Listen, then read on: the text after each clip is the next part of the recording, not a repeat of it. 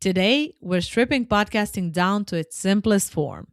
We're going to talk about what the podcasting process can actually look like, what you really need, and what you really don't need in order to have a successful podcast, to stay consistent week after week, and to have your podcast attracting ideal listeners who will then turn into your ideal clients, all thanks to your show and the content you're sharing.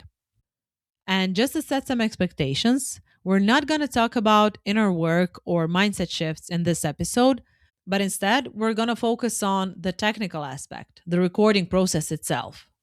My main goal of today's episode is for you to say, yes, this seems doable. I can launch my podcast in the near future and I can stay consistent because now I see that all I need are a few simple things and that I've been overcomplicating it for way too long.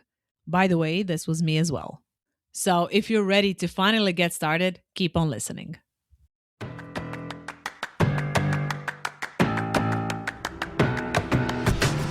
This is Say Yes to Podcasting, where solopreneurs learn how to start podcasts that attract their ideal clients and do the marketing for them. I'm your host, Anja Lordanic. Say Yes to Podcasting today. The first and the most common question I hear future podcasters asking is this one: where do I even start? And you're definitely not to blame. I ask myself this question as well because there's so much information on the internet. Everyone's telling you everything is important. You need a professional studio, you need a professional microphone, you need to be interviewing people in person, you need to be showing up on YouTube.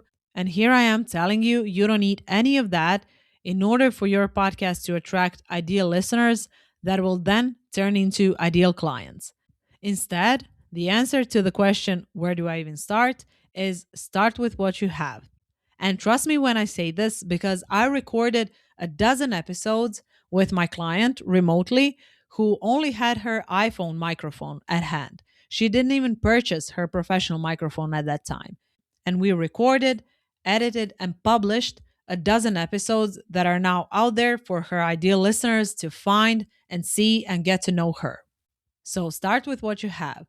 And please don't let the way that others are portraying themselves on the outside confuse you or make you feel less than or make you feel less equipped or not ready to launch your podcast. You can have a successful podcast if you have your own area of expertise and knowledge on a certain subject matter that you're ready to share every week and show up for your listeners every single time. And speaking of showing up, let me bust another myth because I mentioned YouTube. You don't need to show up on video. You can record only your voice and attract people that way. This is what I'm doing right now. I'm not recording any videos. I'm not ready to show up on camera. I'm only recording my voice and sharing what I know through the audio medium. And whenever I mention this to people, they realize, okay, this now seems more doable than I thought it was. This is not to say video is bad, quite the contrary, but we're trying to simplify things over here. We're trying to share our expertise in a format that is accessible to us at the moment and to our listeners. Most of our listeners will be listening to our shows on the go anyway. I never tune into YouTube podcasts because I'm doing many different things while listening. I'm never listening and watching. And if we're anything alike, which I know we are, I know you feel the same way. So why should you be showing up on video if you really don't have to? Now that we briefly covered the medium, recording audio only, let's talk a bit about prep, because people often think they need to prepare a whole year's worth of episodes in advance, that they need to have a content plan, when in reality, again, things can be much, much simpler. All you need are 3 to 5 solid content pillars that you will be rotating between every week in every episode you create. And I know this is a fancy term, content pillars, but let me give you a tangible example of what that can look like. For me, since I'm teaching solopreneurs how to launch profitable podcasts, I focus on these 5 content pillars. Number 1, imposter syndrome, because a lot of people struggle with this before they launch their podcast, and they need to do a lot of inner work and mindset shifts to create something like this and to start sharing their knowledge through this medium. Number 2, time commitment, because we all have busy schedules and it's difficult to imagine fitting podcasting into that schedule and staying consistent at it. It is demanding, which is why I often talk about time management and how to make podcasting a part of our daily business lives. Number three, audience, because this is where a lot of podcasters go wrong. They think they have an audience defined, while in reality, they're talking to too broad of an audience and not attracting their ideal listeners. Number four, episode topics, because people think that they will run out of ideas for episodes in a matter of months and that they will share everything they know in as little as 20 episodes, which is absolutely not true.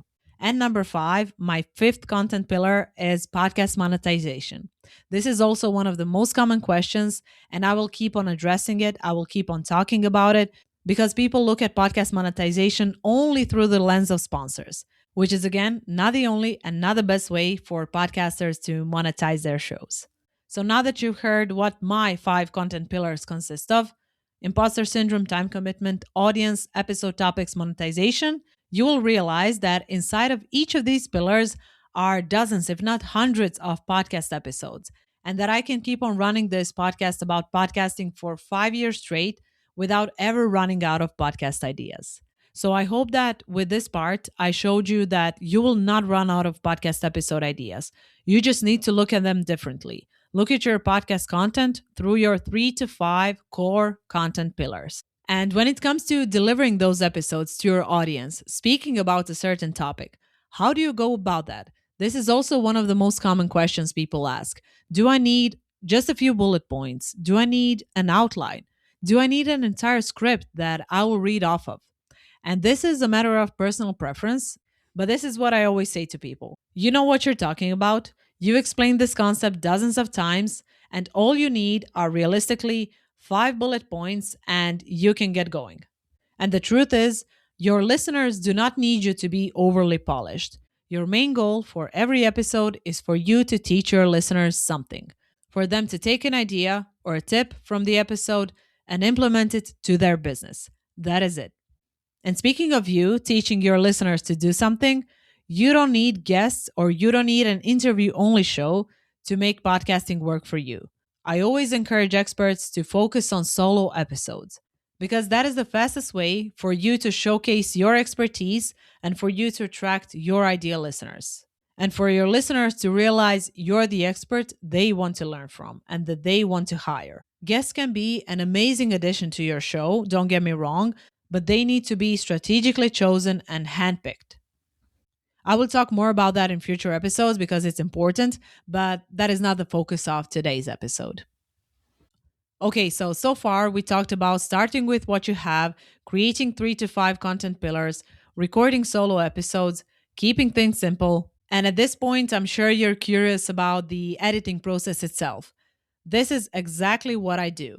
I record all of my episodes, whether they're solo or interview, inside of Riverside. Then I edit them in Riverside by looking at the transcript and by looking at the timeline that Riverside shows. And here's the trick, I play my audio file at 2x so I can trim things down if needed, if there's anything extra I mentioned that is not necessary for the episode. And I can quickly do all of that because I'm listening to my voice at 2x speed. And if you don't have any experience in editing audio files, nowadays the software makes it so easy. I use Riverside, you can use anything else. After playing around for a couple of hours in that piece of software you choose, you will realize that it is much easier than you made it out to be.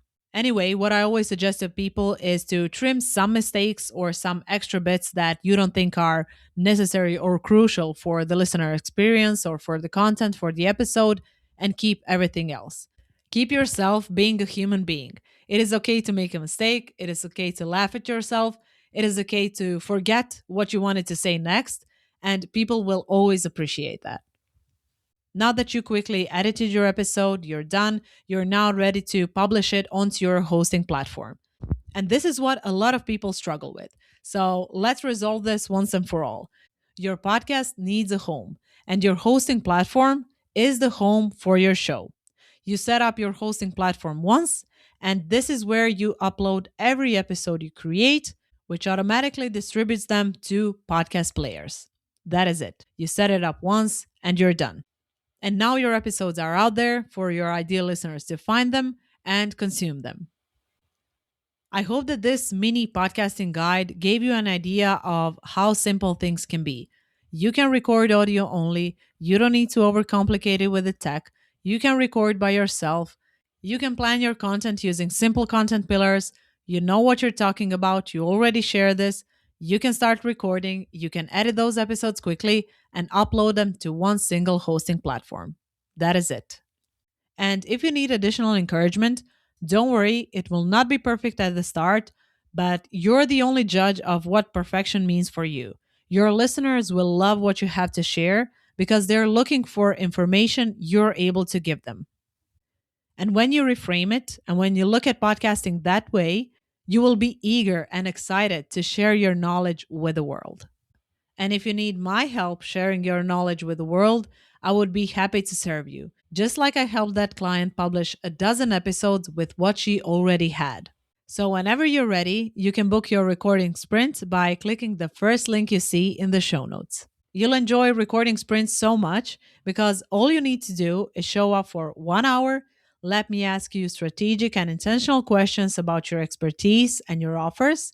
So, we're essentially doing an interview, and I'm playing the role of a curious listener, and the rest is on me. I take care of the editing, and in 3 business days, you get 4 solo audio episodes that are polished and ready to be published. And those episodes will keep on serving you and doing the selling for you for months and years to come. So, again, if you want to find out more and book your own recording sprint session, click the very first link you see in the show notes, and I will see you there. Thank you so much for being here. And don't forget that podcasting is as simple or as complicated as we make it out to be. I'll see you next week.